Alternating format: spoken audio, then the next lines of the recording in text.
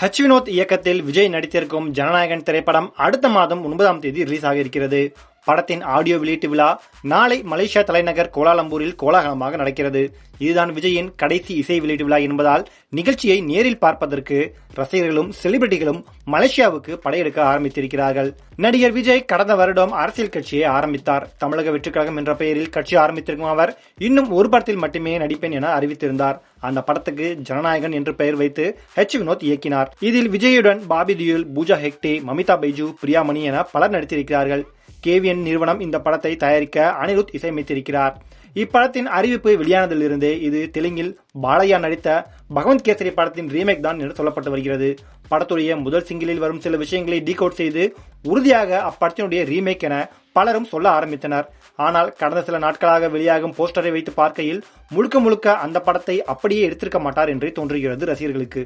படமானது ஜனவரி 9ஆம் தேதி திரையரங்களில் ரிலீஸ் ஆக இருக்கிறது.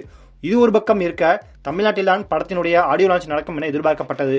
ஆனால் இங்கு அரசியல் மேடைகளில் விஜய் தீவிரமாக களமாடி வருவதால் தேவையில்லாத சிக்கல்கள் வரும் என்பதால் எதை பற்றியும் யோசிக்காமல் இசை வெளியீட்டு விழாவை மலேசியாவில் நடத்த திட்டமிட்டுள்ளது படக்குழு. அதன்படி நாளை மலேசியா தலைநகர் கோலாலம்பூரில் இந்நிகழ்ச்சி நடக்க இருக்கிறது. பல ரசிகர்கள் டிக்கெட்டை வாங்கிவிட்டு மலேசியாவிற்கு கிளம்பினர். இந்த இசை வெளியீட்டு விழாவில் கட்சி கொடி, துண்டு, உடை, பேட்ஜ், டி-ஷர்ட் உள்ளிட்ட அரசியல் சம்பந்தமான எந்த பொருட்களுடனும் இசை வெளியீட்டு விழாவிற்கு வரக்கூடாது என அந்நாட்டு அரசு அறிவித்துள்ளது. அப்படி அணிந்து வந்தால் அனுமதி இல்லை என நிகழ்ச்சி ஏற்பாட்டாளர்கள் அறிவித்துள்ளனர். இசை வெளியீட்டு விழா பொழுதுபோக்கு நிகழ்ச்சியாகவே இருக்க வேண்டும். இதில் அரசியல் சார்ந்த விஷயங்கள் இருக்கக்கூடாது என காவல்துறை கட்டுப்பாடுகளை விதித்துள்ளது. இதனை மீறி இசை வெளியீட்டு விழாவிற்கு வந்தால் அவர்களின் பொருட்கள் பறிமுதல் செய்யப்படும் என்று நிகழ்ச்சி ஏற்பாட்டாளர்கள் கடுமையாக நிபந்தனைகளை விதித்துள்ளனர். ஜனநாயகன் இசை வெளியீட்டு விழாவால் மலேசியா தற்போது திருவிழா கோலம் பூண்டுள்ளது. ஜனநாயகன் திரைப்படத்தினுடைய ஹீரோவான நடிகர் விஜய் இசை வெளியீட்டு விழாவில் கலந்து கொள்வதற்காக இன்று காலை தனி விமானம் மூலம் சென்னையிலிருந்து மலேசியா புறப்பட்டார்.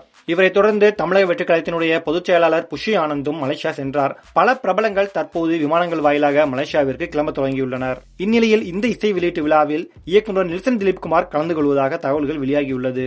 இது மட்டுமின்றி இயக்குநர் லோகேஷ் கனகராஜ், அட்லி உள்ளிட்டோரும் இந்த நிகழ்ச்சியில் கலந்து கொள்வார்கள் என எதிர்பார்க்கப்படுகிறது. முன்னதாக லோகேஷ் கனகராஜ், நெல்சன், புஷி ஆனந்த் உள்ளிட்டோர் இந்த படத்தில் சின்ன கேமியோ ரோலில் நடித்திருக்கிறார்கள் என ஒரு தகவல் ஓடியதும் குறிப்பிடத்தக்கது. இசை வெளியீட்டு விழா எப்படி இருக்க போகிறது, விஜய் என்ன பேசப் போகிறார் என்பதை கேட்க ரசிகர்கள் மட்டுமின்றி சினிமா வட்டாரங்கள் மட்டுமின்றி அரசியல் கட்சிகளும் மிகவும் ஆர்வமாக இருக்கின்றனர்.